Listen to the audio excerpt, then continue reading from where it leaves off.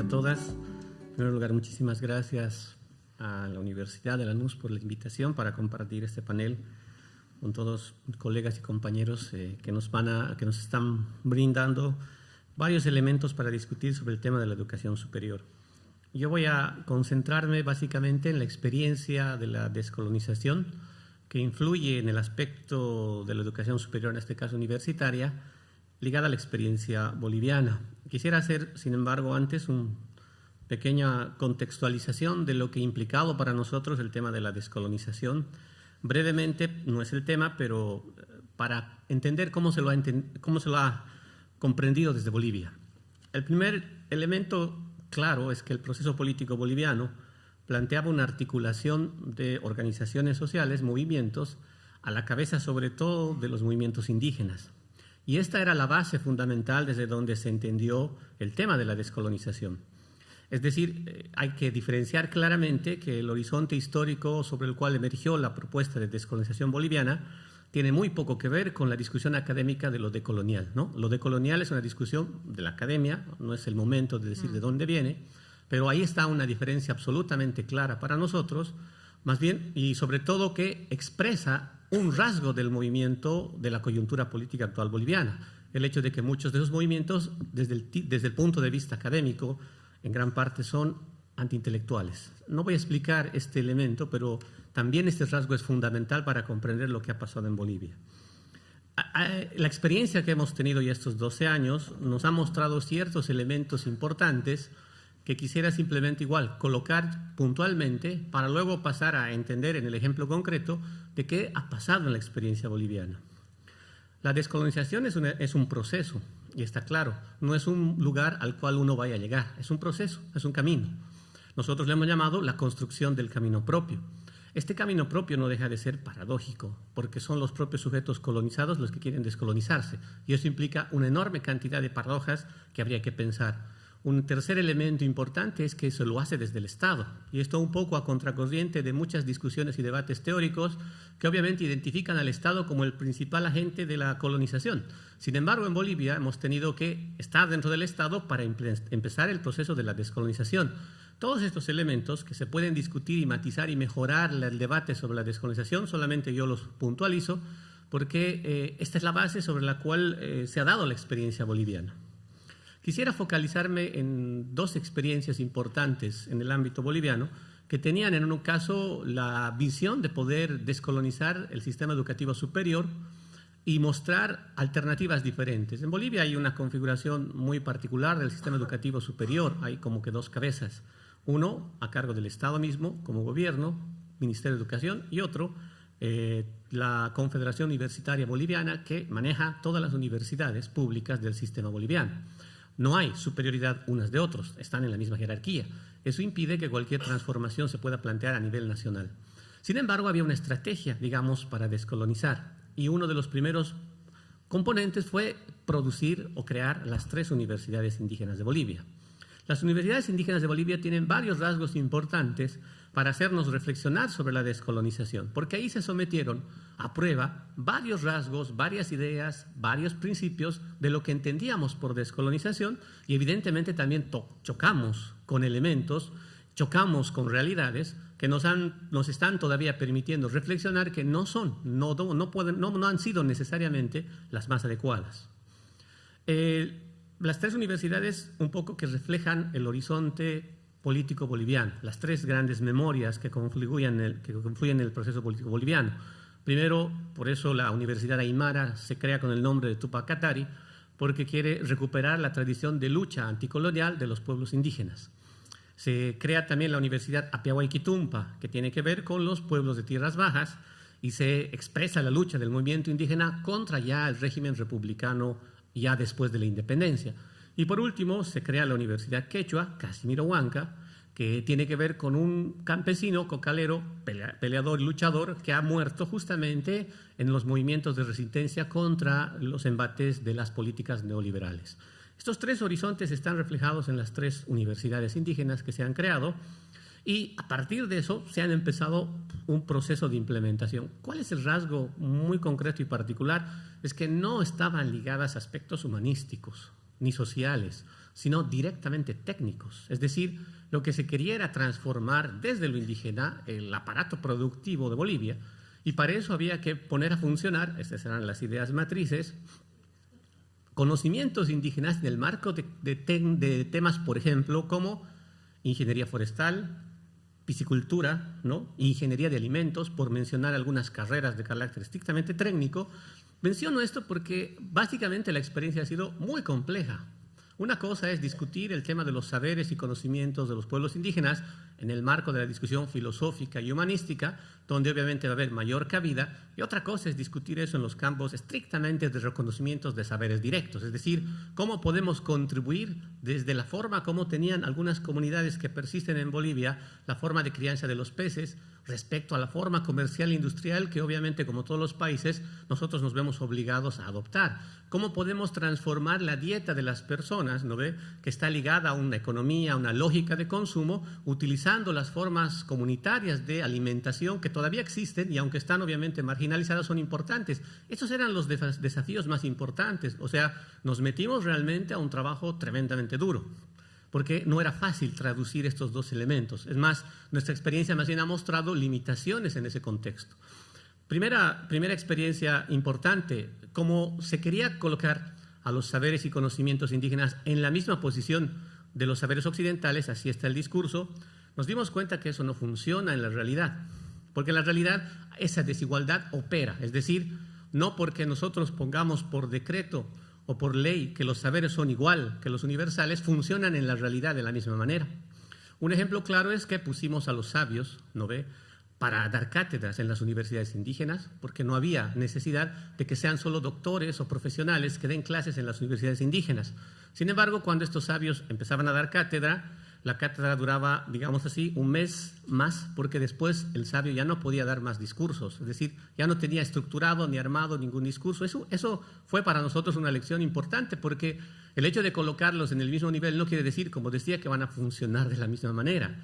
No había forma de que el sabio tuviera un discurso armado, articulado, tal como se lo hace en la academia.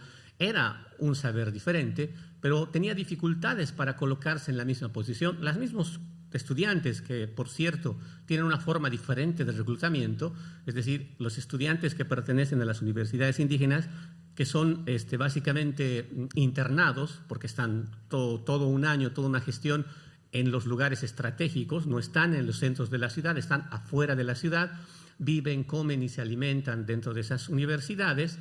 Muchos de esos estudiantes obviamente también estaban apostando por un título profesional, aunque la mayoría de ellos venían reclutados por las organizaciones indígenas. Es decir, suponiendo nosotros que son las organizaciones indígenas y sus hijos los que quieren apostar por la recuperación de los saberes, nos encontramos con que todo lo contrario, es decir, los propios hijos querían más bien una profesionalización. Entonces había ahí el choque entre lo que nosotros queríamos hacer, lo que los chicos querían hacer y lo que la institución podía dar. Ese es un elemento importante en los hechos, en la práctica, en el proceso, ¿no?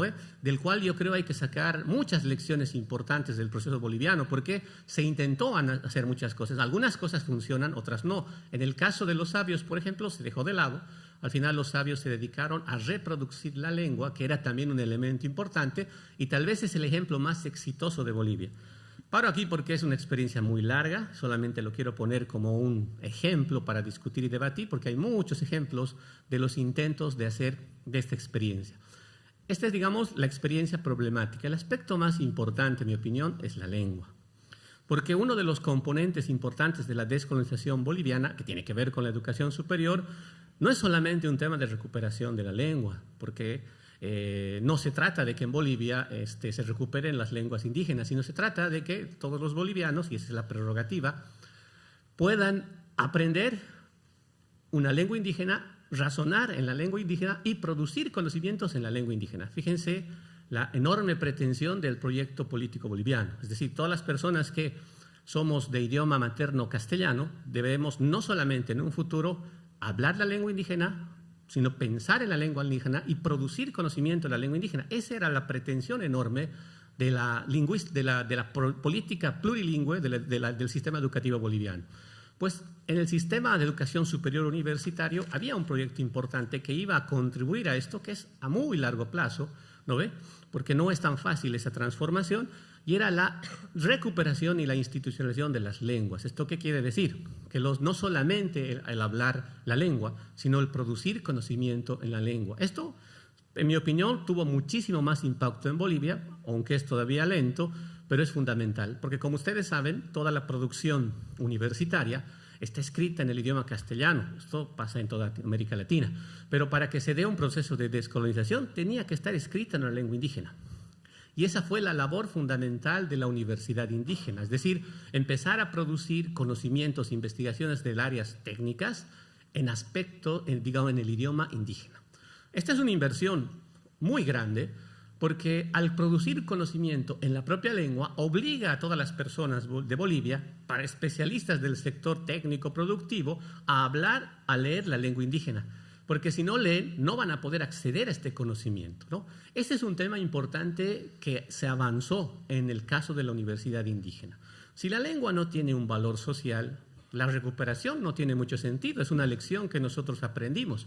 Ya la idea de que las lenguas deban enseñarse a los pueblos indígenas fue un proyecto de la época neoliberal. Ahí no funcionaba porque las comunidades indígenas, cuando venían los profesores a enseñarles las lenguas, lo primero que decían las madres es: ¿para qué le va a enseñar el profesor mi lengua indígena si yo quiero que mi hijo vaya a la ciudad y por lo tanto yo le voy a enseñar el idioma, el profesor que le enseñe castellano, porque en la ciudad se vale el castellano? Esa experiencia nosotros la rompimos, por eso es que el Estado plurinacional reconoce 36 idiomas oficiales, por lo tanto, cualquiera de esos 36 vale exactamente igual que el castellano. Y para empezar a darle, eso implicaba darle valor social.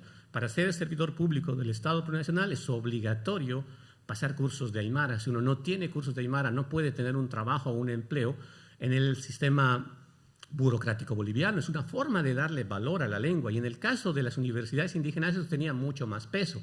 No solamente había que aprender la lengua, hablar la lengua, sino escribir y producir textos en la lengua.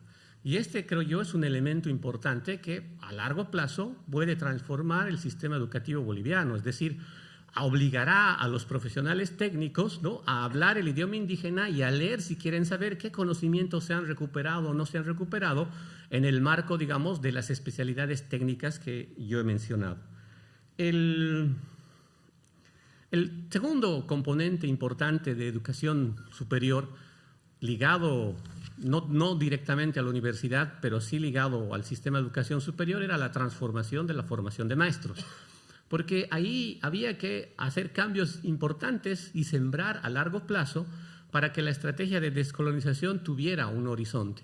Evidentemente no se puede intervenir, como les decía, en el contexto de la propia realidad boliviana, directamente lo que la universidad plantea o no plantea. En gran parte de los procesos políticos latinoamericanos, ustedes han visto, muchas universidades han jugado más bien como contrapeso a los proyectos políticos, y esa no es la excepción en Bolivia.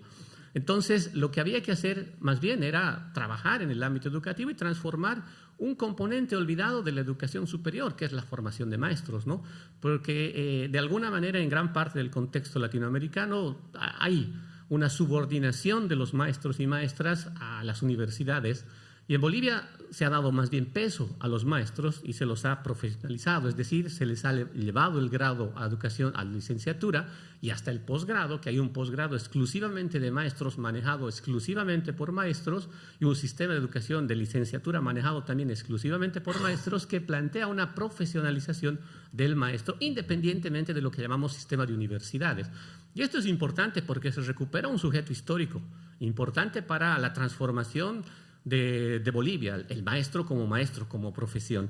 Aquí se han dado, simplemente voy a mencionar, dos elementos que están transformando el sistema educativo, pero desde abajo, ¿no? Porque tal vez, en mi opinión, si ha habido un cambio y una transformación educativa en Bolivia, la más significativa se ha dado en el nivel de educación regular, no tanto en educación superior. La transformación más dura, más radical, se ha dado en educación regular, porque evidentemente como el movimiento boliviano estaba compuesto por sujetos concretos, los maestros y maestras, sobre todo rurales, que son la escala más baja de toda la estructura profesional, eran los que más apoyaban el proceso político boliviano. Esa es la razón por la cual la transformación empezó por ahí. Muy pocos universitarios estaban en principio acorde con lo que se iba a dar. Ni qué decir siquiera de los profesores urbanos, que en algunos casos estaban en contra del propio presidente Evo Morales porque nunca ha salido de la escuela.